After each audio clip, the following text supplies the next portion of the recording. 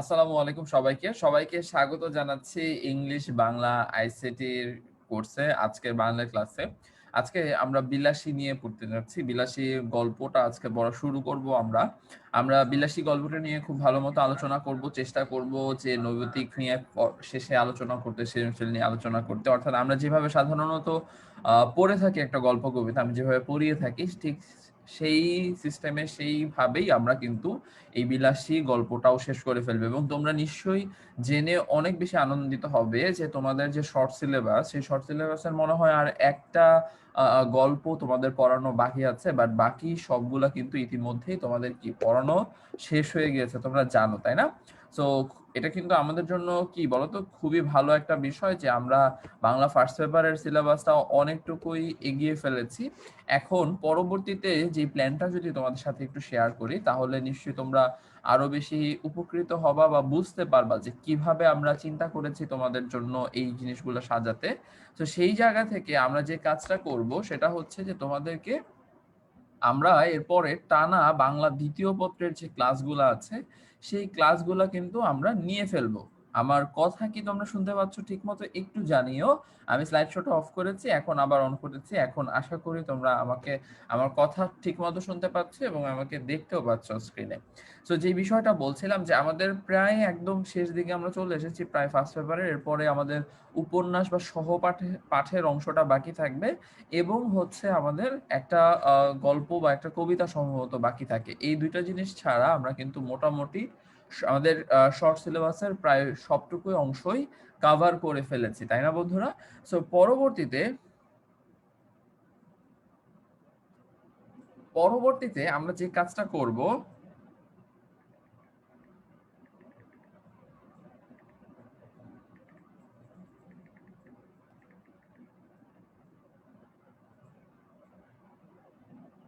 আচ্ছা,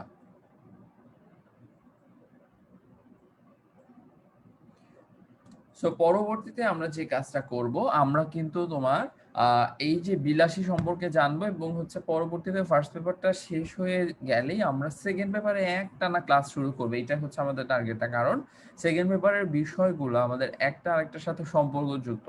তো দেখা যায় যে একটা টপিক পড়ানোর পরে আমরা যদি অনেক বেশি সময় গ্যাপ দিয়ে আরেকটা টপিক শুরু করি, তখন স্টুডেন্টদের জন্য সেটা বুঝতে কষ্ট হয় এবং কঠিন হয়। সে কারণেই আমরা কিন্তু এইভাবে পড়ানোর চিন্তা ভাবনা করেছি। আচ্ছা, আর দেরি না করে তাহলে চলো বিলাসীটা শুরু করে দিই পড়া। বিলাসী থেকে আমরা নিশ্চয়ই, বিলাসী শব্দের অর্থ কি কেউ কি জানো? আমাকে একটু কমেন্ট করে জানাও তো দেখি বিলাসী শব্দের অর্থটা কি হতে পারে। এটা জানা উচিত। আমরা আচ্ছা, হ্যাঁ, গল্পের ক্ষেত্রে শুধু বিলাসী বাকি, আর একটা কবিতা বাকি আছে সম্ভবত, আর উপন্যাস বাকি আছে। ফুল সিলেবাস পড়াবো, কোনো সমস্যা নেই যদি তোমরা পড়তে চাও। এটা একটা পোল খুলে আমরা জিজ্ঞেস করে নেব যে স্টুডেন্টরা কি চায়, কারণ স্টুডেন্টরা যেই জিনিসটা চাবে বেশিরভাগ স্টুডেন্ট সেটাই কিন্তু করানো হবে, ঠিক আছে? আচ্ছা,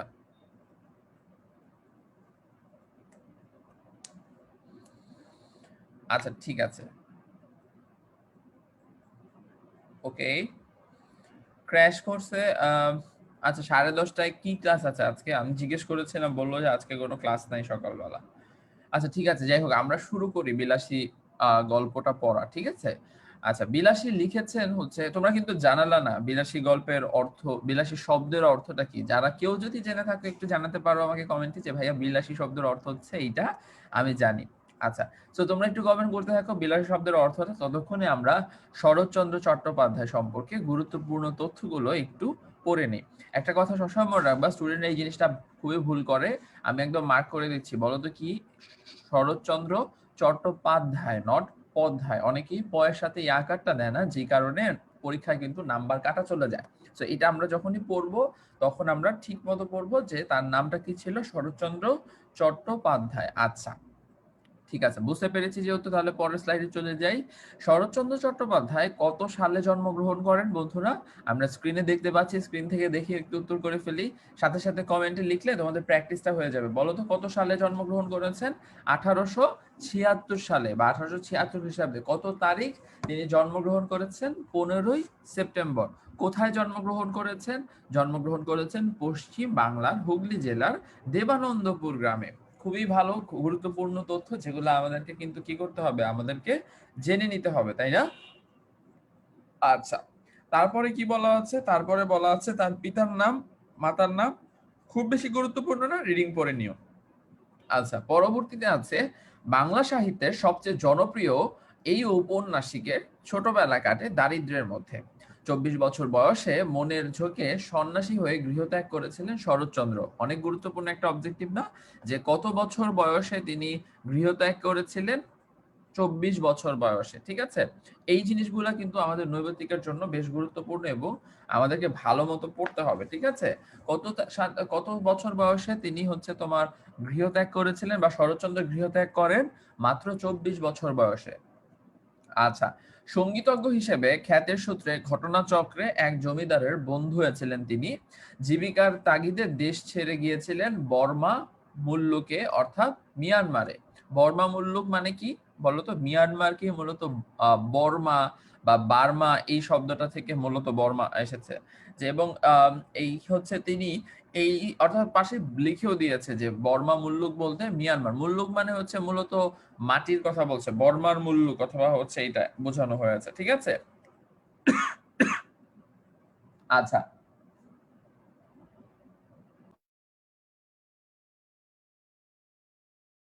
আচ্ছা, ঠিক আছে। শরৎচন্দ্র তার জীবনের নানা অভিজ্ঞতা ও বিচিত্র সব মানুষের চরিত্র ফুটিয়ে তুলেছেন তার বিভিন্ন উপন্যাসে। বিশেষ করে সমাজের নিচু তলার মানুষ তার সৃষ্ট চরিত্রে অপূর্ব মহিমা নিয়ে চিত্রিত হয়েছে। প্রশ্ন হচ্ছে, নিচু স্তরের মানুষ বলতে এখানে আমরা কি বুঝি? নিচু তলার মানুষ বলতে এখানে মূলত বোঝানো হচ্ছে যে তোমাদের আহ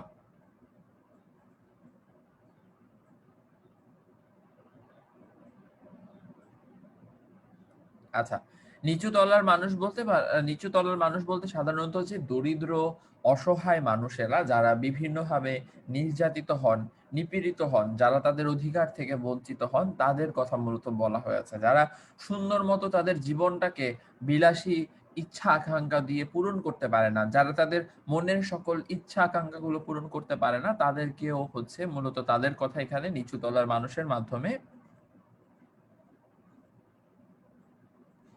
ও আচ্ছা, তাহলে বাকি আছে, সরি আমার দেখতে তাহলে একটু ভুল হয়েছে। যদি বাকি থাকে কোনো চিন্তা করার কিছু নাই, ঠিক আছে?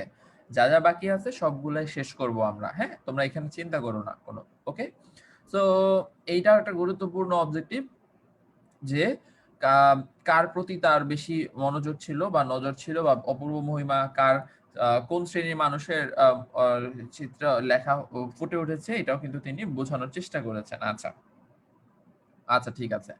কথাশিল্পী শরৎচন্দ্রের শিল্প মানুষের মৌল বৈশিষ্ট্য হচ্ছে মানবতা এবং মানুষের প্রতি ভালোবাসা। এটাও গুরুত্বপূর্ণ কেন বলতো? ওই যে কিছু কিছু প্রশ্ন থাকে না, বহুপদী সমার্থকসূচক এক এবং দুই, এক আর দুই দুইটাই উত্তর হয়, এরকম প্রশ্নের ক্ষেত্রে এটা আসতে পারে যে কথাশিল্পী শরৎচন্দ্রের শিল্প মানুষের মৌল বৈশিষ্ট্য কি? মৌল বৈশিষ্ট্য বলতে কি বলতো, কি বোঝানো হয়েছে?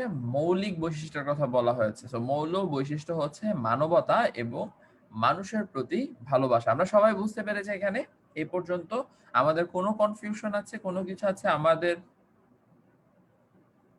আমাদের আমার কথা ঠিক মতো তোমরা শুনতে পাচ্ছ এবং দেখতে পাচ্ছ, এটা একটু কিন্তু আমাকে জানাও, হ্যাঁ? না হলে বুঝতে পারবো না যে কোনো প্রবলেম আছে কিনা।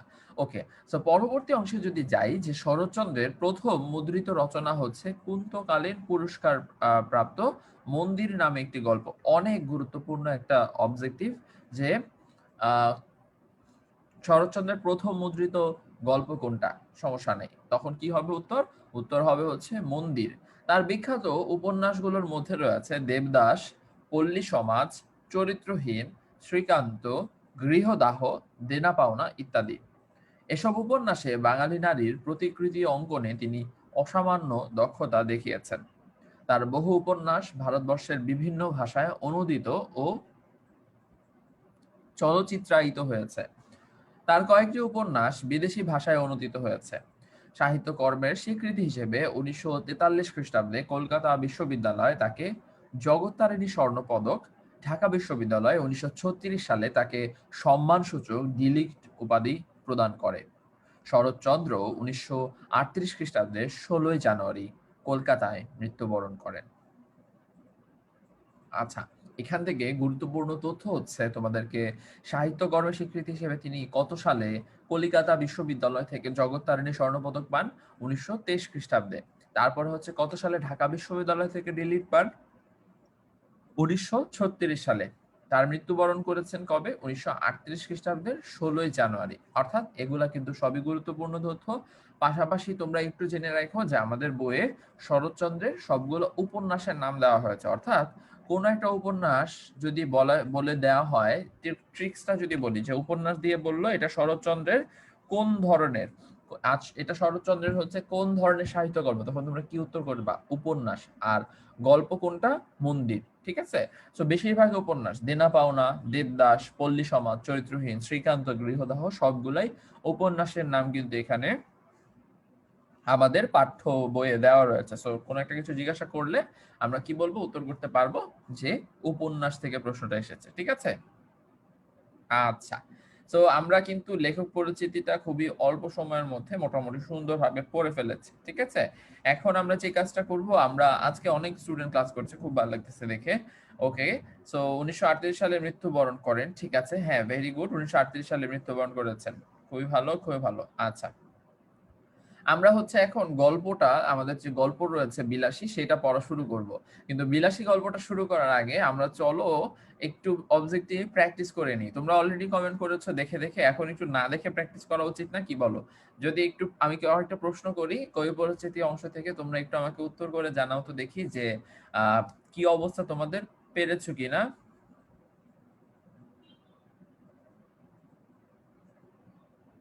বাংলার নব্য লেখকদের প্রতি নিবেদন, এটা কি ফারহান ভাইয়া পড়িয়েছেন না তোমাদেরকে যারা ক্লাসে আছো? জগত্তারিণী হচ্ছে একটা সম্মানী সূচক পদবি বা হচ্ছে একটা পুরস্কার দেওয়া হয়, যারা হচ্ছে তোমার আহ, তোমার হচ্ছে এই যে কলকাতা বিশ্ববিদ্যালয় থেকে সাধারণত দেওয়া হয়ে থাকে বিভিন্ন মানে বিভিন্ন গুরুত্বপূর্ণ কাজের জন্য, স্পেশালি সাহিত্যকর্মের ক্ষেত্রে মনে হয় দেয়, আমি এটা শিওর না, বাট মানে এটা দেওয়া হয়ে থাকে অ্যাওয়ার্ডের মতো আর কি।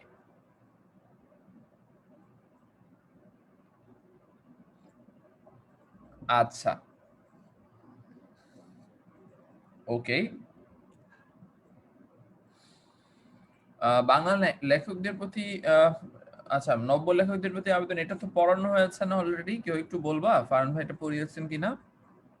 কে জানি জিজ্ঞেস করেছে একটু আগে দেখলাম। তো একটু জানায়ও যে ফারহান ভাই পড়িয়েছে কিনা, সমস্যা নেই। যদি নাও পড়ানো হয়ে থাকে পড়ে ফেলবে। আর ভাইয়া হচ্ছে, ভাইয়ার এক্সাম চলতেছে, তো ভাইয়া ক্র্যাশ কোর্সে কিছু ক্লাস নিচ্ছে, এরপরে আবার তোমাদের কিছু ক্লাস নেবে, তখন আমি আবার ক্র্যাশ কোর্সে ক্লাস নেব।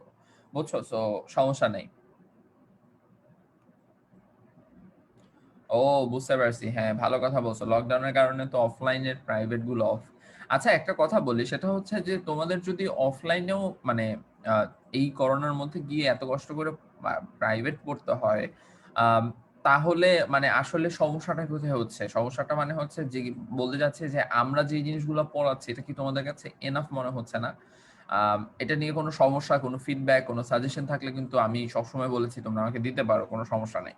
বাট একটু জানায়ও অ্যাটলিস্ট যে ভাইয়া আমার কাছে মনে হয় যে এটা আসলে এই লাইভ ক্লাসগুলো এনাফ না। যদি সেটাই হয় তাহলে কিভাবে করলে সেই লাইভ ক্লাসগুলো তোমাদের জন্য এনাফ হবে, যেন তোমাদের আর বাহিরে যেতে প্রয়োজন না হয়, এইটা একটু শেয়ার করতে পারো। তোমরা কি বাংলাও বাহিরে প্রাইভেট পড়ো? একটু কমেন্টে জানায়ও তো দেখি। যারা ক্লাসে আছো, অ্যাটলিস্ট যে 150 জন স্টুডেন্ট আমার সাথে ক্লাসে আছো, একটু আমাকে জানাও তো যে বাংলাও কি তোমরা আলাদা করে প্রাইভেট পড়ো কিনা। প্রশ্ন বলতেছি, 1 মিনিট দাঁড়াও সুমাইয়া, প্রশ্ন বলতেছি, সমস্যা নেই। আহ, আচ্ছা, কারা কারা পড়ো আর কারা কারা পড়ো না, সবাই একটু আমাকে জানাও তো দেখি যে বাংলা প্রাইভেট পড়ো কারা বাহিরে। মানে পড়লে কোনো সমস্যা নেই, এটা তোমাদের স্বাধীনতা, তোমাদের ব্যক্তিগত ইচ্ছা, সবকিছুই। কিন্তু আহ, ব্যাপারটা হচ্ছে যে আমরা আমরা অ্যাজ এ ইনস্ট্রাক্টর, আমরা আমাদের কাছে মনে হয় যে আমরা তো বেস্ট দেওয়ার ট্রাই করছি, প্লাস তোমাদের থেকে সাজেশন নিচ্ছি। কোনো প্রবলেম থাকলে তোমরা আমাদের সাথে শেয়ার করো। এটা এই এই যে একটা অপশন, এই যে একটা সুযোগ, এটা তুমি আহ, বেশিরভাগ প্রাইভেটের ক্ষেত্রে হয়তো হয় না। আমি আইডল স্কুলে পড়েছি, আমি আমাদের অনেক প্রাইভেট পড়েছি আমি আমার লাইফে। আমাদের ক্লাস, আমি শুরু করতাম 7-6 থেকেই আমাদের বাইরে প্রাইভেট পড়েছি। দেখা যেত যে সকাল 7টা থেকে শুরু হয়ে 11টা পর্যন্ত প্রাইভেট থাকতো, তারপরে স্কুল থাকতো, তারপরে স্কুলের পরেও দেখা যেত মাঝে মাঝে প্রাইভেট থাকতো, এরকম সময়ও গিয়েছে। সো প্রাইভেটের কনসেপ্টটা আমি পরিচিত, আমি জানি। এই সুযোগটা কখনো প্রাইভেটে দেওয়া হয় না যে তুমি আমার ভুল ধরো, আমাকে বলো যে আমার কোথায় সমস্যা। কোনো টিচার এই কথাটা বলেন না। আমরা প্রত্যেকটা টিচার ট্রাই করছি যেন তোমাদের বেস্টটুকু দেওয়া যায়, তোমাদের যেভাবে ভালো হয়, যেভাবে তোমরা ভালো মনে করো সেভাবে যেন আমাদেরকে বলতে পারো, যেন সেটাকে কাজে লাগিয়ে সেটাকে ব্যবহার করে আমরা আরো বেটার তোমাদের জন্য সার্ভিস দিতে পারি, তাই না? কলেজের ক্লাস তো করতেই হবে, এটা সমস্যা নেই। দুর্জয়কে দেখছি অনেকদিন পরে, দুর্জয় আমার সাথে এইচএসসি 21 ব্যাচে কাজ করতো। কেমন আছো দুর্জয়?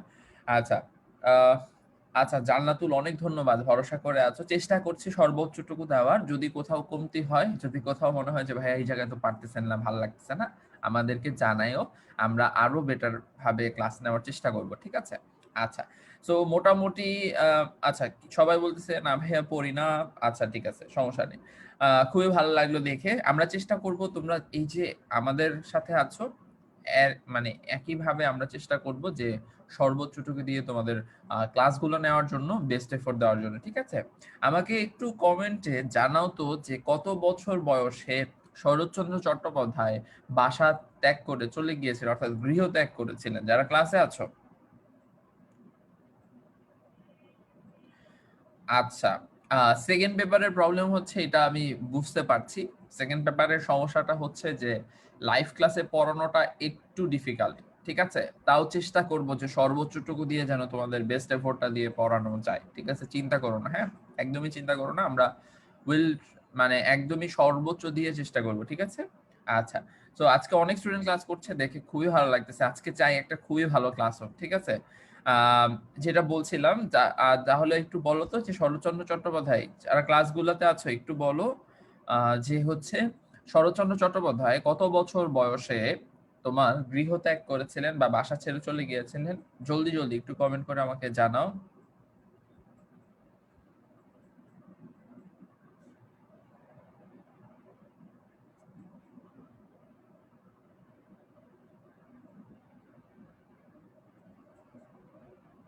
24 বছর, ভেরি গুড।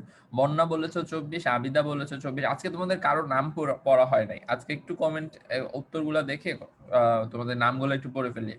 আচ্ছা, কাজী বলেছো 24, মন্দির আজকে অনেক লেট করেছো, প্রায় 18 মিনিট লেট। আচ্ছা, সমস্যা নেই। রিপা খাতুন বলেছো 24 ইয়ার, ভেরি গুড।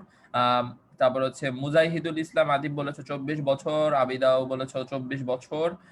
ঠিক আছে, সমস্যা নেই, ভেরি গুড। 24 বছর বয়সে তিনি কিন্তু কি করেছিলেন? গৃহ ত্যাগ করেছিলেন, তাই না? আচ্ছা, তারপর একটা গুরুত্বপূর্ণ প্রশ্ন, সেটা হচ্ছে যে শরৎচন্দ্রের প্রথম মুদ্রিত রচনা, আহ আহ, মুদ্রিত যে রচনা, যে কুন্তহীন পুরস্কার প্রাপ্ত, এটা কোন নামে একটা গল্প হিসেবে প্রকাশ পেয়েছিল? একটু বলো তো যারা ক্লাসে আছো। শরৎচন্দ্রের প্রথম মুদ্রিত রচনা কোন নামের একটা গল্পে প্রকাশ হয়েছিল, বা কি নামে বা কোন গল্পের মাধ্যমে প্রকাশ হয়েছিল? যারা ক্লাসে আছো একটু কমেন্ট করে আমাকে জানাও। আচ্ছা, ঠিক আছে। মোটামুটি সবাই উত্তর দিয়েছিল 24, আশরাফুল, রোহিত, তারপর হচ্ছে অঙ্কিতা, তারপরে হচ্ছে তোমার আবিদা, দুর্জয়, দেবনাথ, সবাই বলেছো 24। ঠিক আছে, হ্যাঁ, আজকে লেট করে ফেলেছো, সমস্যা নেই। ওকে, মন্দির, ভেরি গুড।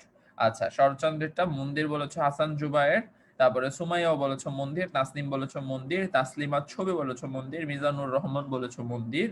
ওকে, সো ভেরি গুড, খুবই ভালো লাগতেছে দেখে। ঠিক আছে। আচ্ছা, সুমাইয়া মেহজাবিন বলেছো মন্দির, ঠিক আছে। আমি একটা কমেন্ট ডিলিট করে দিলাম, হ্যাঁ। আহ, ঠিক আছে, আমরা একটা কথা আমি সবসময় ক্লাসে বলি, যখনই আমরা ক্লাসে, আমরা যারা ক্লাস করি আমরা সবাই কিন্তু একে অপরের বন্ধু।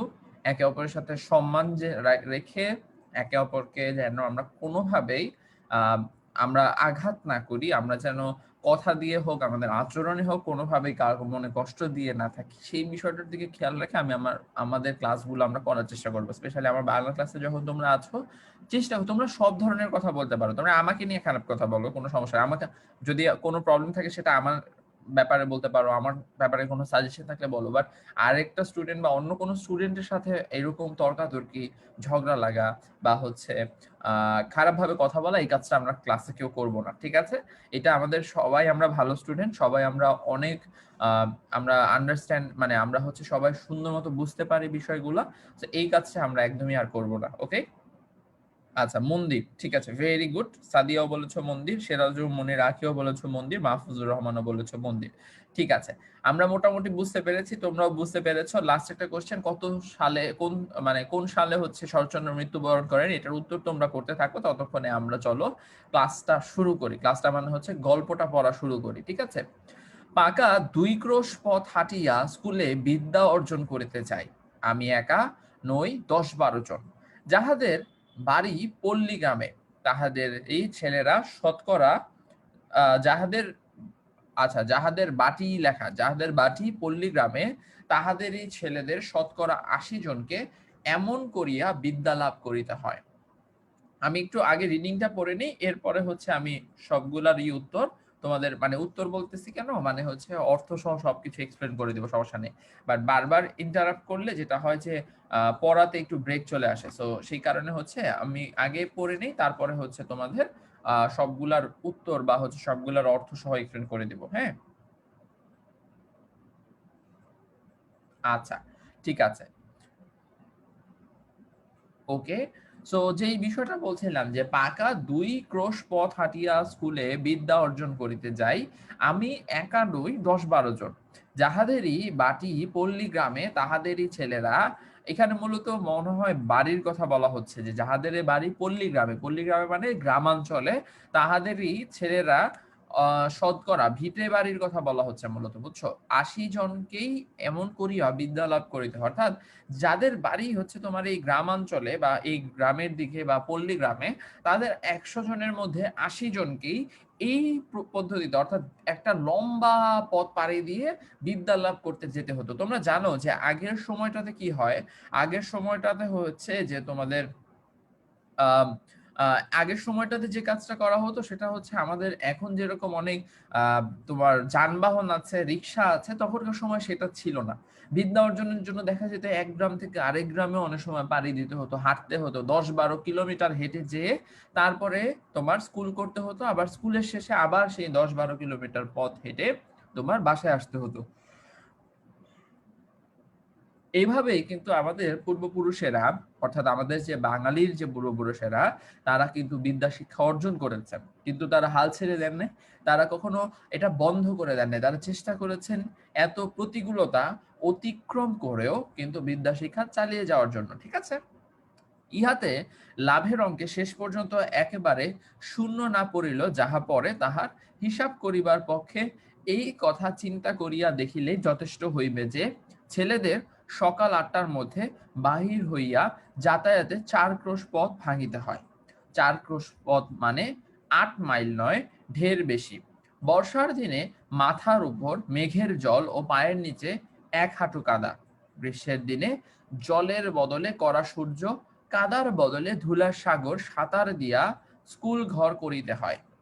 সেই দুর্ভাগা বালকদের মা সরস্বতী খুশি হইয়া বর দিবেন কি, তাহাদের যন্ত্রণা দেখিয়া কোথায় যে তিনি লুকাবেন ভাবিয়া পান না। আচ্ছা, আবার যদি একটু এই জায়গাটুকু এক্সপ্লেন করি, যে তোমার কি, যে ইহাতে লাভের অঙ্কে শেষ পর্যন্ত একবারে শূন্য না পড়িল, যাহা পড়ে, অর্থাৎ লাভের অঙ্কে এখানে কোনো কিছু পড়ে না, এখানে কোনো শূন্য আমরা পাই না। লাভে মানে এখানে কোনো লাভ হচ্ছে যে তা কিন্তু না। তবে হিসাব করার পক্ষে এই কথাটা চিন্তা করিয়া দেখলে যথেষ্ট হবে যে, ছেলেদের সকাল 8টার মধ্যে বাহির হইয়া যাতায়াতে 4 ক্রোশ পথ ভাঙিতে হয়। 4 ক্রোশ মানে 8 মাইল নয়, ঢের বেশি। 8 মাইল পথ মানে তোমরা কি কেউ চিন্তা, হ্যাঁ, ক্রোশ কি, ক্রোশ হচ্ছে তোমার 1 ক্রোশ সমান সমান 2 মাইলের একটু বেশি, এটাকে মূলত এই পথটাকে মূলত ক্রোশ বলা হয়ে থাকে। সো এখানে 4 ক্রোশ মানে হচ্ছে যে তোমার প্রায় 8 মাইলেরও বেশি পথ। ঠিক আছে, ঢের বেশি, মানে বর্ষার দিনে যেটাই বলতেছিলাম একটু আগে, যে তোমার কি হয়, যে বিভিন্ন সময় বিভিন্ন প্রতিকূলতা থাকে এই পথটা পাড়ি দেওয়ার সময়। তোমরা চিন্তা করে দেখো, এই যে এখন বর্ষাকাল, প্রচুর বৃষ্টি হচ্ছে, এখন যদি তোমাদের স্কুল খোলা থাকতো আর তোমাদের স্কুলটা যদি 12-15 কিলোমিটার দূরে হতো, হেঁটে যাওয়া লাগতো, তাহলে কতটা কষ্ট করতে হতো না। তো এইটাই মূলত এখানে বলা হচ্ছে যে, বর্ষার দিনে কখনো মাথার উপর মেঘের জল নিয়ে, অর্থাৎ বৃষ্টি নিয়ে, অথবা পায়ের নিচে হাঁটু পর্যন্ত কাদা নিয়ে, কিংবা গ্রীষ্মের দিনে জলের বদলে কড়া সূর্য, অর্থাৎ প্রচন্ড গরম থাকে, যখন যখন প্রখর রোদ থাকে, তখনও কিন্তু এই কাজটা করা হয়ে থাকে বা এই কাজটা করতে হয়ে থাকে বা যাওয়া লাগে। কাদার বদলে ধুলার সাগর সাঁতার দিয়া স্কুল ঘর করিতে হয়। আচ্ছা, সেই দুর্ভাগা বালকদের মা সরস্বতী খুশি হইয়া বর দিবেন কি? বর দেওয়া মানে কি? বর শব্দের অর্থ হচ্ছে আশীর্বাদ করা বা হচ্ছে কোনো উপহার দেওয়া। ধরো তুমি একটা কোনো কিছু কাজ করেছো, তোমার খুশি হয়ে তোমার মা তোমাকে, যেমন অনেকেই বলে না যে এসএসসি পরীক্ষার পরে আমাকে একটা ফোন কিনে দেওয়ার কথা ছিল বা আমাকে এইটা কিনে দেওয়ার কথা ছিল, আমাকে ওইটা কিনে দেওয়ার কথা ছিল, ওইটাকে আমরা বর বলতে পারি। আচ্ছা, বুঝছো? সো সেই জায়গা থেকে হচ্ছে তোমার যে এই যে মানে উপহারের যে কনসেপ্টটা সেটা বুঝালাম। So এটাই যখন দেবদেবীরা তাদের ভক্তদের দিতেন, সেটাকে বরের কনসেপ্ট থেকে চিন্তা করা হয়ে থাকে। ঠিক আছে? তাহাদের যন্ত্রণা দেখিয়া কোথায় যে তিনি মুখ লুকাইবেন ভাবিয়া পান না। মা সরস্বতী কে বলতো? সরস্বতীকে আমরা চিনে থাকি, আমরা জানি যে সরস্বতী হচ্ছেন তোমার কি হিন্দু পুরাণ অনুসারে তোমাদের কিসের বিদ্যার দেবী না? বিদ্যার দেবীকে আমরা সরস্বতী হিসেবে জেনে থাকি। তো দেখা যাচ্ছে যে এখানে মূলত এই কনসেপ্টটা বলা হয়েছে যে মা সরস্বতী তো বিদ্যার দেবী। সো বিদ্যার দেবী হয়ে তার তো আসলে তার ভক্তদের বিদ্যা শিক্ষা অর্জনের পথটা যেন অনেক সহজ হয়, সুন্দর হয়, সেটা ব্যবস্থা করার কথা ছিল এবং সেটা তিনি চান। ঠিক আছে? কিন্তু যেহেতু এত কষ্ট তাদের করতে হচ্ছে, এত যন্ত্রণা তাদেরকে নিতে হচ্ছে, এত যন্ত্রণা তাদেরকে ভোগ করতে হচ্ছে, সেই কারণে কিন্তু তিনি মুখ লুকিয়ে রেখেছেন। সেই কারণে তিনি বেশ কষ্ট পাচ্ছেন। তিনি জানেন না, তিনি বুঝতে পারছেন না কিভাবে তার এই যে ভক্ত, তার যে সন্তান, যেই সন্তানরা তার সন্তানেরা বিদ্যা শিক্ষা অর্জন করছে, তারা কিন্তু কি করতে পারছে না, তারা অনেক কষ্ট করছে, তারা অনেক যন্ত্রণা স্বীকার করছে। ঠিক আছে? আমরা সবাই বুঝতে পেরেছি এই পর্যন্ত। আমাদের কোনো কনফিউশন থাকলে বলো, আমি এখনই ক্লিয়ার করে দেন পরের স্ক্রিনটাতে যাব বা পরের স্লাইডটাতে যাব। তো আমরা এই পর্যন্ত কি ক্লিয়ার হয়েছে কিনা, যারা ক্লাসটাতে আছো একটু আমাকে বলো যে ভাইয়া সবকিছু ক্লিয়ার, বুঝতে পেরেছি। কোনো কিছু বুঝতে না পারলে আমাকে জানাও, আমাকে বলো, আমি সেটার উত্তর করে দেন পরের অংশটাতে চলে যাব। ঠিক আছে? হ্যাঁ, মা সরস্বতী হচ্ছে বিদ্যার দেবী। Very good. ঠিক আছে? আচ্ছা,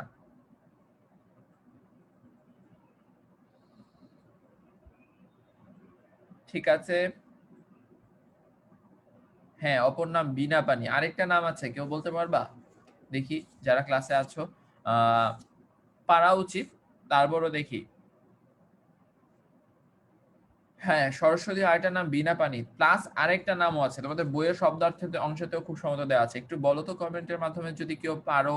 মানে দেখে বলা লাগবে না, এমন না যে তুমি বই থেকে দেখে উত্তর করবা। কেউ যদি পারো তাহলে এমনিতে উত্তর করতে পারো যে সরস্বতী আরেকটার নাম কি। আচ্ছা, সবাই বুঝতে পেরেছি আমরা, তাই না? সবাই বলতে পারতেছো জি ভাইয়া বুঝতে পেরেছি। ঠিক আছে। ঢের মানে অনেক। প্রশ্নটা করেছিলা তাহিয়া সুলতানা।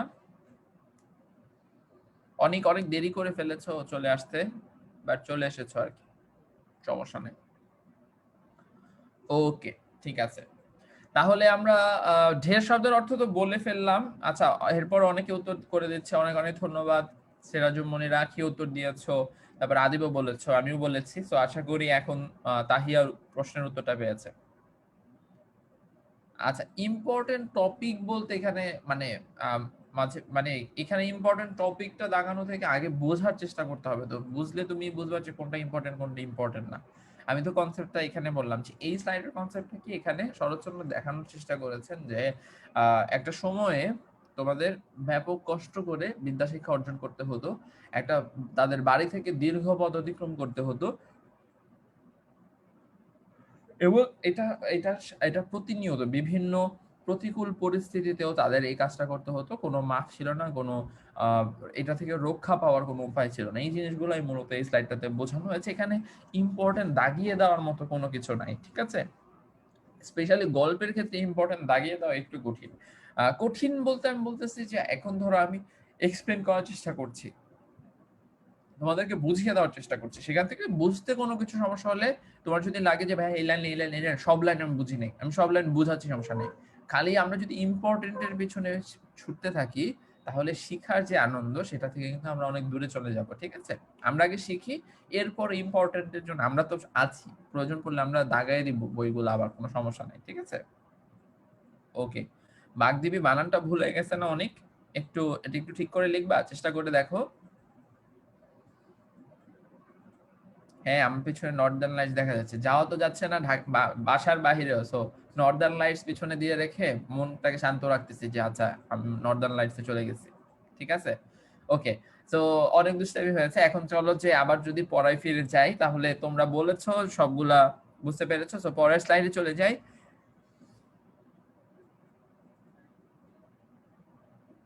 আচ্ছা, তারপরে এই কৃতবিদ্য শিশুর দল বড় হইয়া একদিন গ্রামেই বসুন, আর ক্ষুধার জ্বালায় অন্যত্রই যান, তাদের 4 ক্রোশ হাঁটা বিদ্যার তেজ আত্মপ্রকাশ করিবেই করিবে। কেউ কেউ বলেন, শুনিয়াছি আচ্ছা যাদের ক্ষুধার জ্বালা তাদের কথা না হয় নাই ধরিলাম, কিন্তু যাদের সে জ্বালা নাই তেমন সব ভদ্রলোকেই বা কি সুখে গ্রাম ছাড়িয়া পলায়ন করেন। তারা বাস করিতে থাকিলে তো পল্লীর এত দুর্দশা হয় না। কি বলা হচ্ছে এখানে? একটু খুবই গুরুত্বপূর্ণ, আমরা খুব ভালো মতো একটু বোঝার চেষ্টা করি। হ্যাঁ, যে তারপরে এই কৃতবিদ্য শিশুর দল বলতে এখানে কাদের কথা ইঙ্গিত করা হচ্ছে? যারা এই যে কষ্ট করে, যারা এই যে এতটুকু পথ পাড়ি দিয়ে এত প্রতিকূলতা অতিক্রম করে বিদ্যা শিক্ষা অর্জন করেছে, অর্থাৎ বিদ্যা অর্জনের জন্য তাদেরকে অনেক কষ্ট করতে হয়েছে, কৃতকার্য সাধন করেছে, সেই শিশুর দল যখন বড় হবে তখন গ্রামেই বসবে এবং বসে ক্ষুধার জ্বালা, তাদের ক্ষুধার জ্বালা থাকুক আর না থাকুক, তাদের যে এই যে 4 ক্রোশ হাঁটা বিদ্যার তেজ, অর্থাৎ তারা যে এত কষ্ট করে, তাদের যে কষ্টের বিনিময়ে তারা শিক্ষা অর্জন করেছে, বিদ্যাটা অর্জন করেছে, সেই অর্জনের যে একটা তেজ, সেই তেজটা কিন্তু আত্মপ্রকাশ করবেই করবে। মানে এক ধরনের অহংকারের কথা কিন্তু শরৎচন্দ্র চট্টোপাধ্যায় এখানে ব্যাখ্যা করার চেষ্টা করেছেন। অর্থাৎ দেখা যায় যে একটা জিনিস বা একটা কোনো কিছু করার পেছনে হয়তো তোমার অনেক কষ্ট করতে হয়েছে, তোমার অনেক এফোর্ট দিতে হয়েছে, তারপরে কি হয় সেটা নিয়ে তোমার অনেক বেশি, মানে সবার গর্ববোধ থেকে তোমার নিশ্চয়ই গর্বটা একটু বেশি হয়, তোমার একটু বেশি চিন্তা হয় বা হচ্ছে একটু বেশি আত্মপ্রকাশ করার চেষ্টা করো যে আয় হায় আমার তো এরকম কেন হচ্ছে, ওরকম কেন হচ্ছে, তাই না? তো সেই জায়গাটাই মূলত এখানে ফুটে উঠেছে। পরবর্তীতে বলা হয়েছে, কেহ কেহ বলেন শুনিয়া আছি আচ্ছা যাদের ক্ষুধার জ্বালা তাদের কথা না হয় নাই ধরিলাম, কিন্তু যাদের সে জ্বালা নাই তেমন সব ভদ্রলোকেই কি সুখে গ্রাম ছাড়িয়া পলায়ন করেন। তারা বাস করিতে থাকিলে তো পল্লীর এত দুর্দশা হয় না। আচ্ছা, এখানে মূলত যে কথাটা বলা হচ্ছে যে এখানে মূলত কি বলা হচ্ছে, কেউ কেউ বলেন শুনিয়াছি আচ্ছা যাদের ক্ষুধার জ্বালা তাদের কথা না হয় নাই ধরিলাম, কিন্তু যাদের সে জ্বালা নাই তেমন সব ভদ্রলোকে কি সুখে গ্রাম ছাড়িয়া পলায়ন করেন। তারা বাস করিতে থাকিলে তো পল্লীর এত দুর্দশা হয় না। ম্যালেরিয়ার কথাটা না হয় নাই পারিলাম, সে হোক, কিন্তু ওই 4 ক্রোশ হাঁটার জ্বালায় কত ভদ্রলোকই যে ছেলেপুলে লইয়া গ্রাম ছাড়িয়া পালান তার আর সংখ্যা কিন্তু নাই। এটার কথা এখানে মূলত কি কথা বলা হচ্ছে বলতো দেখি। এইটা যে জিনিসটা মূলত ইঙ্গিত করা হচ্ছে সেটা হচ্ছে যে আহ, আমরা সাধারণত কি বলে থাকি, আমরা সাধারণত বলে থাকি না যে আমাদের অনেক মানুষেরই, অনেকেই ধরো গ্রাম ছেড়ে চলে আসে, কেন চলে আসে? উচ্চশিক্ষার জন্য, অথবা শুধুমাত্র উচ্চশিক্ষার জন্য যে তা কিন্তু না, মানে বেটার জীবন যাপনের জন্য, বেটার সবকিছুর জন্য অনেক সময়ই মানুষ এখন বেসিক্যালি বেশি এটা বেশি হয়ে থাকে যে গ্রামাঞ্চলে কিন্তু মানুষ বেশি একটা থাকতে চায় না, বরং শহরের দিকে চলে আসে তাদের জীবনযাপনটা যেন সহজ হয়, তারা যেন সুন্দরভাবে, আরো সুন্দরভাবে তাদের জীবন যাপন করতে পারেন, তাদের সন্তানদের জীবনটাকে যেন আরো সুন্দর করতে পারেন, সেই কারণটাতেই কিন্তু এই কাজটা তারা করে থাকেন, তাই না? যে তারা গ্রাম ছেড়ে ধীরে ধীরে শহরে চলে আসেন। তো তখনকার সময়ে ম্যালেরিয়ার একটা উপদ্রব ছিল। ম্যালেরিয়ার উপদ্রবটা কিরকম? সে ম্যালেরিয়া হলে তখন বাঁচানো সম্ভব হতো না, কারণ ঠিক সেই পরিমাণ চিকিৎসা বা টিকা কোনো কিছুই তখনকার সময় ছিল না। তো দেখা যেত ম্যালেরিয়া হলে মানুষ মারা যেত বা ম্যালেরিয়াটা ভয় থেকে মানুষ গ্রাম ছেড়ে চলে যেত। কিন্তু শরৎচন্দ্র চট্টোপাধ্যায় এখানে যে বিষয়টা বলতে চেয়েছেন যে শুধুমাত্র ম্যালেরিয়ার কথাটা এখানে না বললাম, ম্যালেরিয়ার কারণে মানুষ যায় সেটা যাক, কিন্তু এই যে পথ পাড়ি দিয়ে বিদ্যা শিক্ষা অর্জন করতে হবে, এই কষ্ট কথা এটা চিন্তা করে ছেলেপুলে লইয়া অনেকে গ্রাম ছেড়ে চলে যাওয়ার কথা এখানে মূলত বলছেন। এবং এই যে গ্রাম ছেড়ে চলে যাওয়া বা ভিটে মাটি ছেড়ে চলে যাওয়া, এইটার ক্ষেত্রে যেই জিনিসটা বলা হয় সেটা হচ্ছে যে ভিটেমাটি ছেড়ে যদি মানুষ চলে যায় তাহলে ওই জায়গাগুলোর উন্নয়ন, ওই জায়গাগুলোর ডেভেলপমেন্ট কিন্তু কখনোই সম্ভব হবে না। এটা আমরা পুরোটা পড়লে আরো বেটার ভাবে বুঝতে পারবো, ঠিক আছে? পরবর্তীতে কি বলা হচ্ছে, তারপর একদিন ছেলেপুলের পড়াও শেষ হয় বটে, কিন্তু তখন শহরের সুখ সুবিধা রুচি লইয়া আর তাদের গ্রামে ফিরিয়ে আসা চলে না। এই কথাটাই আমি মাত্র এক্সপ্লেন করার চেষ্টা করছিলাম যে ধরো আমরা এখন গ্রাম শহরের কনসেপ্টটা দিয়ে বুঝলে তোমাদের চিন্তা করতে কষ্ট হচ্ছে, আল্লাহ গ্রাম থেকে শহরে আবার মানুষ যায় কিভাবে।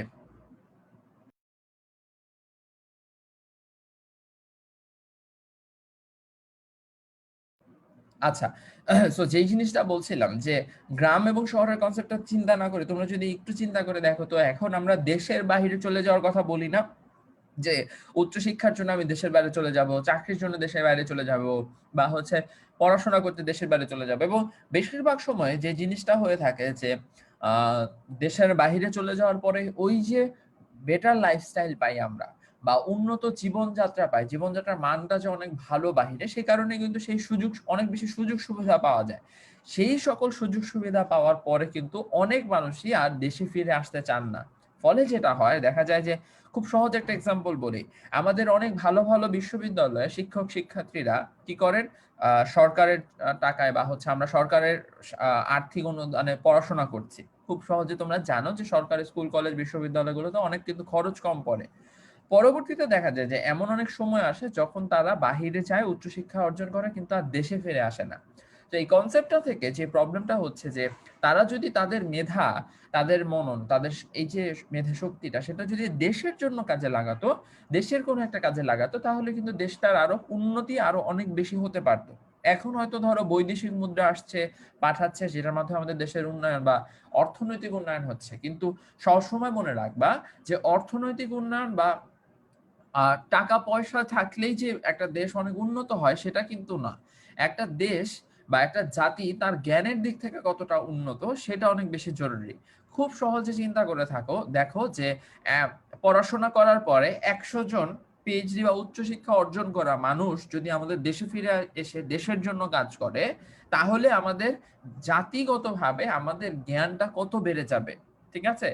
আর যদি সেটা না হয়ে তারা শুধু বাহিরে চলে যায়, বাহিরের জন্য কাজ করে, অন্য দেশের জন্য কাজ করে, আমাদেরকে অর্থ সম্পদ পাঠাচ্ছে, আমাদেরকে বৈদেশিক মুদ্রা পাঠাচ্ছে, সেটাতে কোনো সমস্যা নাই, কিন্তু সেই জায়গা থেকে আমাদের অর্থনৈতিক উন্নয়ন হবে, কিন্তু জাতি হিসেবে আমাদের মেধা যদি এখানে থেকে থাকে, তাহলে সেটা এখানেই থাকবে, কখনো উপরে উঠবে না। সো মেধাগত দিক থেকে উন্নতিটা কিন্তু বেশি জরুরি। এটাই শরৎচন্দ্র চট্টোপাধ্যায় এখানে গ্রাম এবং শহরের কনসেপ্টে দেখানোর চেষ্টা করেছেন, যে গ্রামের উন্নয়নও তো প্রয়োজন। তাহলে গ্রামের উন্নয়ন যদি প্রয়োজন হয়, সেটা কারা করবে?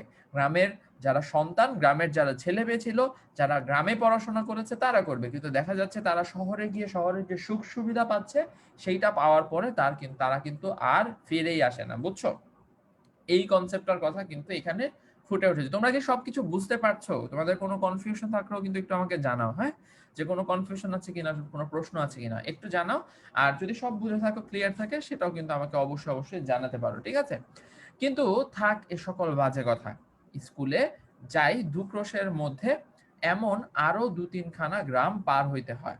কার বাগানে আম পাকিতে শুরু করিয়াছে, কোন বনে বৈচি ফল। বৈচি ফল কি বলো তো দেখি, কেউ যদি পারো, ক্লাসে আছো?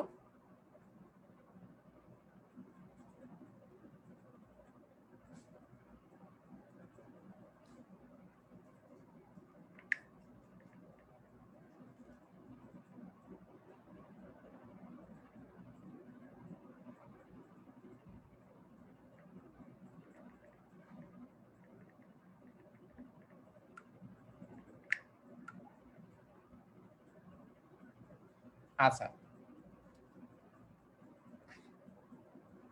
ঠিক আছে। তো বৈচি ফল অপর্যাপ্ত ফলিয়াছে, কার গাছে কার কাঁঠাল এই পাকিল বলিয়া, কার মর্মতন মর্তমান রম্ভার কাঁধি কাটিয়া লইবার অপেক্ষা মাত্র, কার কানাচে ঝোপের বোধে আনারসের গায়ে রং ধরিয়াছে, কার পুকুরের পাড়ে খেজুরি মেথি কাটিয়া খাইলে ধরা পড়িবার সম্ভাবনা অল্প। এইসব খবর লইতেই তো সময় যায়, কিন্তু আসল যা বিদ্যা, সেই কাম কামস্কটকার রাজধানীর নাম কি, সাইবেরিয়ার খনির মধ্যে রূপা মেলে না সোনা মেলে, এ সকল দরকারি তথ্য অবগত হইবার ফুরসতি মেলে না।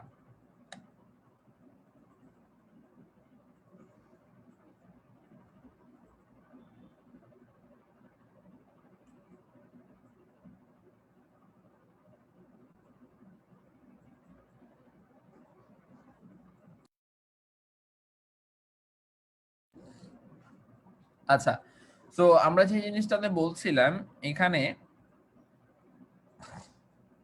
এখানে একটা জিনিস বলা হচ্ছে, সেটা হচ্ছে গ্রামের যে চিরায়ত প্রথা বা গ্রামের যে বিভিন্ন বৈশিষ্ট্য, ধরো যখন মানুষ গ্রামে বসবাস করে তখন কি হয় যে মানুষের মধ্যে এক ধরনের বেশ সুসম্পর্ক কিন্তু টিকে থাকে, সে সুসম্পর্ক বজায় থাকে, যে একে অন্যের খোঁজ খবর নেয়।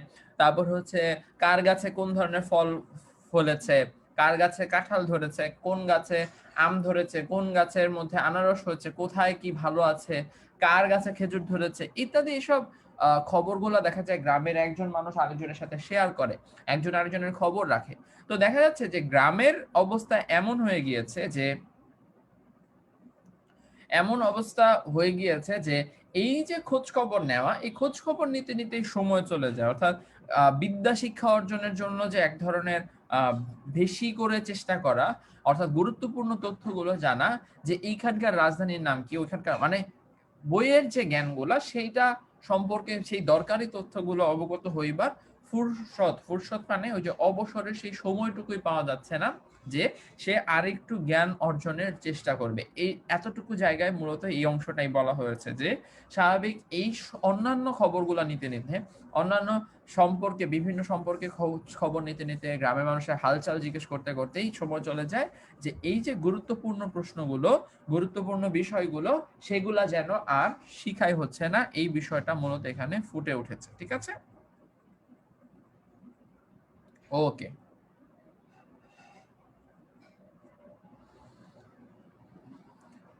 ঠিক আছে। আচ্ছা, ওকে, আচ্ছা, আমি একটু কমেন্ট দেখছিলাম তোমাদের।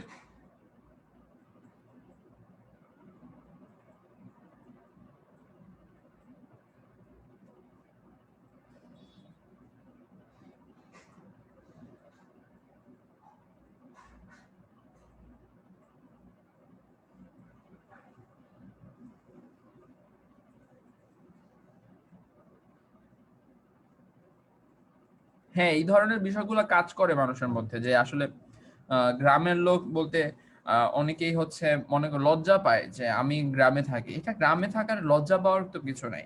মানে তুমি গ্রামে থাকো আর শহরে থাকো, তুমি তোমার যে আহ তুমি তোমার যে বৈশিষ্ট্যগুলো সেটা সবসময় মনে রাখবা, যে তোমার যে শিক্ষাগুলো সেটা কখনো গ্রাম বা শহরের উপর নির্ভর করে না। নির্ভর করে যে তুমি কতটা চেষ্টা করছো, তুমি কতটা সময় দিচ্ছ তোমার পড়াশোনায়, তোমার কতটা আগ্রহ রয়েছে সেই বিষয়গুলোর উপর। বুঝতে পেরেছো? কখনো চিন্তা করবা না যে তুমি গ্রামে আছো সে কারণে তুমি কোনো কিছু থেকে পিছিয়ে আছো, না। তোমার চেষ্টাটা যদি কমতি থাকে তাহলে তুমি সেদিন মনে করবা যে তুমি পিছিয়ে, সেদিন মনে করবা তুমি পিছিয়ে গিয়েছো। যেদিন তোমার ইচ্ছা কমে যাবে, যেদিন তোমার আগ্রহ কমে যাবে কোনো কিছুর প্রতি, তখন তুমি মনে করবা যে তুমি পিছিয়ে পড়ছো। ঠিক আছে, এই জিনিসটা সবসময় মাথায় রাখবে। এটা এটা কোথাও লেখা নেই, কোথাও বলা নেই, বাট আমি বলে রাখলাম। সেটা হচ্ছে সবসময় মনে রাখবা যে ইচ্ছা শক্তিটাই আসল কোনো একটা কিছু করার পেছনে। এটা তোমার পড়াশোনা হোক, একটা লাইভ ক্লাস করা হোক, একটা বই পড়া হোক, যেটাই হোক না কেন, ঘুমানোর ইচ্ছা হোক, ঘুম থেকে ওঠার ইচ্ছা হোক, সবকিছু তোমার ইচ্ছার উপর নির্ভর করবে। এমন অনেক সময় আসে যখন আমরা ঘুম থেকে উঠতে পারি না, আমরা বলি যে ভাইয়া উঠতে পারি যাই ঘুম থেকে। সকালে ধরো তোমার একটা পরীক্ষা ছিল, তুমি উঠতে পারো নাই, তোমার মন থেকে ওই ইচ্ছাটা কাজ করে নাই যে সকালবেলা উঠে পরীক্ষাটা দিতে হবে। যদি করতো তাহলে তুমি উঠতে পারতাম। এটা আমার ক্ষেত্রে অনেক হয় যে আমরা দেখা যায় যে তোমার হয়তো আমার ক্লাস আজকে যেমন 10টায় ক্লাস, তো দেখা গিয়েছে 10টায় ক্লাস, আমার কিন্তু 9:30 9:30 করে ঘুম ভেঙে গিয়েছে। কিন্তু আজকে যদি ক্লাস না থাকতো, আমার 11টায় অফিস আছে, তাহলে সেক্ষেত্রে হয়তো 11টার আগে 10:30 করে আমার ঘুম ভাঙতো। অর্থাৎ কারণ কি, কারণ আমার মাথায় একটা জিনিস কাজ করেছে গতকালকে থেকে, আমার আজকে ক্লাস নিতে হবে, আমার ক্লাস নেওয়ার জন্য ইচ্ছা কাজ করেছে, আমার স্লাইডটা রেডি করতে হয়েছে। সবকিছু মিলিয়ে এই যে ইচ্ছা শক্তি, সেটা কিন্তু তোমাকে চালাতে সাহায্য করে। কখনো তুমি তুমি গ্রামে থাকছো, শহরে থাকছো, নাকি অন্য কোথাও থাকছো, এই জিনিসগুলা না। ঠিক আছে, সবসময় এই জিনিসগুলা মনে রাখবা। ফুরসত মানে কি? ফুরসত মানে হচ্ছে একটা অবসরের সময়, একটা হচ্ছে ধরো ছুটি কাটানোর মতো সময়, অথবা একটা ছুটি পাওয়া, সেটাকে মূলত ফুরসতের কথা বলা হচ্ছে। ঠিক আছে, আচ্ছা, পরের স্লাইডটাতে চলে যাই। যে জনৈক পল্লী বালকের ডায়েরি হইতে নকল, তার আসল নামটা কাহারও জানিবার প্রয়োজন নাই, নিষেধও আছে। ডাক নামটা না হয় ধরুন ন্যাড়া। আচ্ছা, কাজেই একজামিনের সময় এডেনকে জিজ্ঞাসা করিলে বলি পার্সিয়ার বন্দর, আর হুমায়ুনের বাপের নাম জানতে চাহিলে লিখিয়া দিয়া আসি তোঘলক খা। এবং আর 40-এর কোঠা পার হইয়াও দেখি ও সকল বিষয়ের ধারণা প্রায় একরকমই আছে। তারপরে প্রমোশনের দিন মুখ ভাগ করিয়া বাড়ি ফিরিয়া আসিয়া কখনো বা দল বাঁধিয়া মতলব করি, মাস্টারকে ঠেঙানো উচিত। কখনো বা ঠিক করি অমন বিশ্রী স্কুল ছাড়িয়া দেওয়াই কর্তব্য। আচ্ছা, ঠিক আছে। আচ্ছা, এডেনের ব্যাখ্যা অনেকে অলরেডি দেখলাম কমেন্টে দিয়ে রেখেছো, তাহলে তো আমার আর কষ্ট করে বলা লাগছে না। আচ্ছা, হ্যাঁ, মূলত আরব দেশের কি বলতো, আরব দেশের দক্ষিণ পশ্চিমে অবস্থিত বন্দরটাকে মূলত হচ্ছে এডেন বলা হয়ে থাকে। আচ্ছা, ও খেজুর মেথি জিজ্ঞেস করেছিলা। খেজুর মেথি হচ্ছে তোমার আহ তোমরা খেজুর গাছ দেখেছো নিশ্চয়ই। খেজুর গাছের একদম মাথার দিকে অংশটা একটু নরম টাইপের। আমি কখনো খেজুর গাছে উঠি নাই, শুনেছি, পড়েছি, সেখান থেকে আমি বলতেছি, গাছে উঠতে পারি না। তো খেজুর গাছের একদম মাথার দিকের অংশটা একটু নরম থাকে, সেটাকে মূলত খেজুর মেথি বলা হয়ে থাকে, বুঝছো? এইটাই হচ্ছে মূলত এখানে তোমরা জিজ্ঞেস করেছিলে, তাই বললাম। আচ্ছা, সো এখানে হচ্ছে অনেকগুলা বিষয় এখানে বলা রয়েছে যে পল্লী বালকের ডায়েরি হইতে নকল, তার আসল নামটা কাহারও জানিবার প্রয়োজন নাই বা নিষেধও আছে। ডাকনামটা না হয় ধরুন ন্যাড়া, একটা গুরুত্বপূর্ণ নৈবেতিক হইতে পারে যে ডাকনামটা কি দেওয়া হয়েছিল। ডাকনামটা কি দেওয়া হয়েছিল বলতো? ন্যাড়া দেওয়া হয়েছিল, ঠিক আছে। কাজেই একজামিনের সময় এডেনকে জিজ্ঞাসা করিলে বলি পার্সিয়ার বন্দর। হ্যাঁ, পার্সিয়া হচ্ছে আরেকটা জায়গা, যেটা হচ্ছে পারস্য বা ইরান দেশ মূলত বোঝানো হচ্ছে, সেখানকার বন্দর জিজ্ঞাসা বলা হচ্ছে। আর হুমায়ুনের বাপের নাম জানিতে চাইলে লিখিয়া দিয়ে আসি তোঘলক খা। তোঘলক খাকে, তোঘলক খা হচ্ছে ভারতের ইতিহাসে এই মানে এই তোঘলক খা নামে কিন্তু কোনো সম্রাট ছিলেন না ইতিহাসে।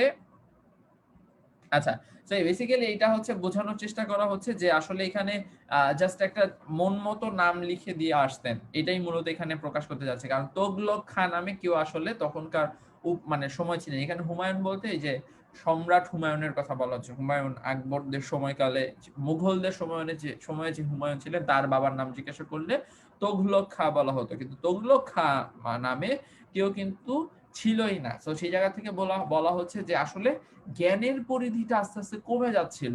তো জ্ঞানের পরিধিটা কমে গেলে কি হতো, ওই যে বললাম যে আমরা জাতিগতভাবে কতটুকু জ্ঞানী, জাতিগতভাবে কতটুকু উন্নত, সেটা আমাদের নির্ভর করে জ্ঞানে, আমাদের জ্ঞানের উপর। সবসময় মনে রাখবা, কখনোই আমাদের অর্থ সম্পদের উপর না, ঠিক আছে।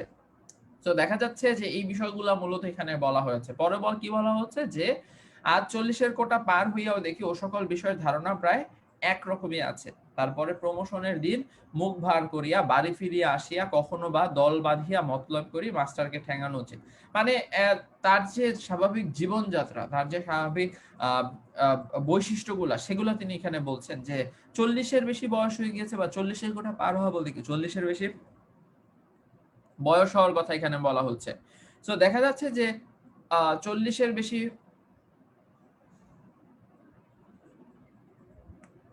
আচ্ছা, তো যেটা বলছিলাম যে 40-এর বেশি সময় চলে গিয়েছে বা পার হয়ে গিয়েছে, কিন্তু এই অনেকগুলা সম্পর্কে কি ধারণা এখনো হয়নি, অর্থাৎ জ্ঞানের পরিধিটা অনেক সীমিত রয়ে গিয়েছে, ঠিক আছে। পরবর্তীতে বলছে যে মাস্টারকে ঠেঙানো উচিত, কখনো বা ঠিক করে আসলে মাস্টারকে মারবে যে এমন যে বিশ্রী স্কুল, সেই বিশ্রী স্কুলটা আসলে ছেড়ে দেওয়া হচ্ছে না কেন বা ছেড়ে দিচ্ছে না কেন, এরকম একটা জিনিস চিন্তা করা হচ্ছে। পরবর্তীতে বলা হয়েছে যে আমাদের গ্রামের একটি ছেলের সঙ্গে মাঝে মাঝে স্কুলের পথে দেখা হইতো। তার নাম ছিল মৃত্যুঞ্জয়। গুরুত্বপূর্ণ একটা তথ্য যে আহ, যার সাথে কথা, মানে যার সাথে দেখা হতো, তার নাম কি ছিল? তার নাম ছিল মৃত্যুঞ্জয়। আমাদের চেয়ে সে বয়সে অনেক বড়, থার্ড ক্লাসে পড়িত। কবে সে কবে যে সে প্রথম থার্ড ক্লাসে উঠিয়াছিল, এ খবর আমরা কেউই জানিতাম না। অর্থাৎ সে অনেকবার নিশ্চয়ই পাশ করতে পারে নাই, যে কারণে তাকে বারবার কি থার্ড ক্লাসে পড়তে হচ্ছে। এ খবর আমরা কেউই জানিতাম না, সম্ভবত তাহা প্রত্নতাত্ত্বিকের গবেষণার বিষয়। এই লাইনটা কেন বলা হচ্ছে? কারণ মানে তিনি এত আগেই ভর্তি হয়েছিলেন যে এইটা আসলে তাদের কারো পক্ষে মনে রাখা বা চিন্তা করাটা সম্ভব না। প্রত্নতাত্ত্বিক গবেষণা মানে কি? যারা অনেক বছর আগের, হাজার বছর আগের বিভিন্ন বিষয় প্রত্নতত্ত্ব নিয়ে গবেষণা করে যে এটা কিভাবে হয়েছিল, এটার পিছনের ফিলোসফিটা কি, এটার পিছনের প্রেক্ষাপটটা কি, এগুলা যারা ব্যাখ্যা করেন, গবেষণা করেন, তাদেরকে আমরা প্রত্নতাত্ত্বিক বলে থাকি। সো এই যে মৃত্যুঞ্জয়ের প্রথম থার্ড ক্লাসে উঠার বিষয়টাও ঠিক এতদিন আগেরই, যে এইটা আসলে আর কারো পক্ষে মনে রাখা সম্ভব না, এইটা গবেষণা করার জন্য প্রত্নতাত্ত্বিকের প্রয়োজন হবে। এটাই মূলত হচ্ছে, মানে তার অনেক দিন আগে যে সে ভর্তি হচ্ছে সেটা বোঝানোর জন্য এখানে ব্যাখ্যা করা হয়েছে। ঠিক আছে? আচ্ছা, ওকে। সো পরবর্তীতে আমরা যদি বলি, তাহার 4th ক্লাসে পড়ার ইতিহাসও কখনো শুনি নাই। 2nd ক্লাসে উঠার খবরও কখনো পাই নাই। মৃত্যুঞ্জয়ের বাপ-মা, ভাই-বোন কেউই ছিল না। ছিল শুধু গ্রামের এক প্রান্তে একটা প্রকাণ্ড আম কাঁঠালের বাগান, আর তার মধ্যে একটা পোড়ো বাড়ি, আর ছিল এক জ্ঞাতি খুড়া। খুড়ার কাজ ছিল ভাইপোর নানাবিধ দুর্নাম রটনা করা। সে গাঁজা খায়, সে গুলি খায়, এমনই আরো কত কি। আর তার আরেকটা কাজ ছিল বলিয়া বেড়ানো। ওই বাগানের অর্ধেকটা তার নিজের অংশ, নালিশ করিয়া দখল করার অপেক্ষা মাত্র। অবশ্য দখল একদিন তিনি পাইয়াছিলেন বটে, কিন্তু সে জেলা আদালতে নালিশ করিয়া নয়, উপরের আদালতের হুকুমে। কিন্তু সে কথা পরে হইবে। ঠিক আছে? অর্থাৎ এখানে কিছু বিষয় বলা হচ্ছে যেগুলো নিয়ে আমরা মূলত হচ্ছে কি, আমরা হচ্ছে যদি আমরা পরবর্তী ক্লাসে মূলত বেশি এক্সপ্লেন করব, বাট ইন জেনারেল যদি বলি, এখানে মৃত্যুঞ্জয়ের কথা বলা হচ্ছে যে অনেক বছর ধরে চেষ্টা করো, থার্ড ক্লাসের যে গণ্ডি সেটা পেরোতে পারে নাই। তার যে বাবা মা, সে তারা মৃত্যুবরণ করেছে বা তারা কেউ এখানে ছিল না। তারপরে হচ্ছে যে এক প্রান্তে তার কাঁঠাল বাগানের কথা বলা হচ্ছে, বা হচ্ছে পোড়াবাড়ির কথা, জ্ঞাতি খুড়োর কথা বলা হচ্ছে, যে খুড়ার বাড়িতে তিনি থাকেন, এবং সেই ভাইপোর নানাবিধ দুর্নাম রচনা করা হচ্ছে খুড়ার কাজ। অর্থাৎ খুড়ার কাজ কি? খুড়ার কাজ হচ্ছে মৃত্যুঞ্জয়ের ব্যাপারে, বা হচ্ছে তার যে ভাইপো রয়েছে তার ব্যাপারে শুধুমাত্র খারাপ কথা বলা, তার দুর্নাম রচনা করা। দুর্নাম মানে কি? বিভিন্ন খারাপ কথা, বিভিন্ন খারাপ বৈশিষ্ট্য নিয়ে কথা বলা। যেমন ধরো একটা যেমন তার নামে বলতেছে সে আসলে গাঁজা খায়, সে বিভিন্ন ধরনের গুলি খায়, এগুলো সবই কি? এগুলো হচ্ছে বিভিন্ন বিভিন্ন ধরনের, অর্থাৎ সে যে মাদকে আসক্ত সেটা মূলত এক ধরনের দুর্নাম করার চেষ্টা করছে। ঠিক আছে? এবং তার আরেকটা কাজ হচ্ছে বলিয়া বেড়ানো। বলিয়া বেড়ানো মানে কি? বিভিন্ন মানুষের কাছে গিয়ে কথা বলা। যেমন ধরো কথা কথা যে আমার ক্লাস তোমাদের ভালো লাগে না, তো তুমি এটা গিয়ে তোমার আরো 10টা বন্ধুর সাথে বলে বেড়াচ্ছ, যারা হয়তো আমার ক্লাস আমাকে চেনেও না, যে আরে সম্পদ ভাইয়ের ক্লাস করি, ভাইয়ার ক্লাসটা একদমই ভালো লাগে না। ঠিক আছে? তো এই যে প্রেক্ষাপটটা, এই যে একটা, সেটাই কিন্তু বলিয়া বেড়ানোর কথা বলা হয়ে থাকে। ওই বাগানের অর্ধেকটা তার নিজের অংশ, নালিশ করিয়া দখল করার অপেক্ষা মাত্র। ঠিক আছে? তো অবশ্য দখল একদিন তিনি পাইয়াছিলেন বটে, কিন্তু সে জেলা আদালতে নালিশ করিয়া নয়, উপরের আদালতের হুকুমে।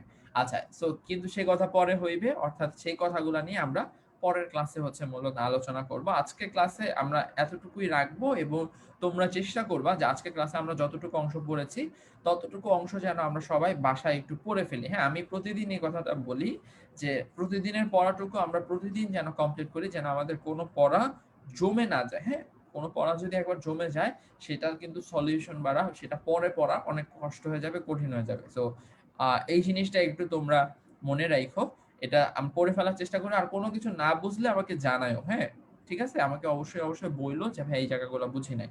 সো সেগুলো অবশ্যই আমরা সলিউশন করে দেওয়ার চেষ্টা করব, কোনো সমস্যা নাই। সো আচ্ছা, প্ল্যানটা বলি, এটার টার্গেটটা হচ্ছে শুক্রবারের ক্লাসের মধ্যে এটা শেষ করে ফেলা। যদি পারি বুধবারে শেষ করে ফেলবো, বাট মনে হয় না বুধবারে শেষ করা সম্ভব হবে। শুক্রবারের মধ্যে এটা শেষ করে ফেলার চেষ্টা করব। ঠিক আছে? তো এইটা হচ্ছে মূলত আপাতত আমাদের হাতের যে প্ল্যান, সেই প্ল্যানটা আমরা বললাম। ওকে। সো আজকে ক্লাসটা আর দীর্ঘায়িত করছি না, তোমাদের অনেকেরই কলেজের ক্লাস আছে, তারপরে হচ্ছে অন্যান্য ক্লাস আছে। সো ভালো থেকো সবাই, সুস্থ থেকো। পরবর্তী ক্লাসে ইনশাল্লাহ তোমাদের সাথে আবারও দেখা হবে। আজকে ক্লাসটা এখানে শেষ করছি। সবাইকে আসসালামু আলাইকুম।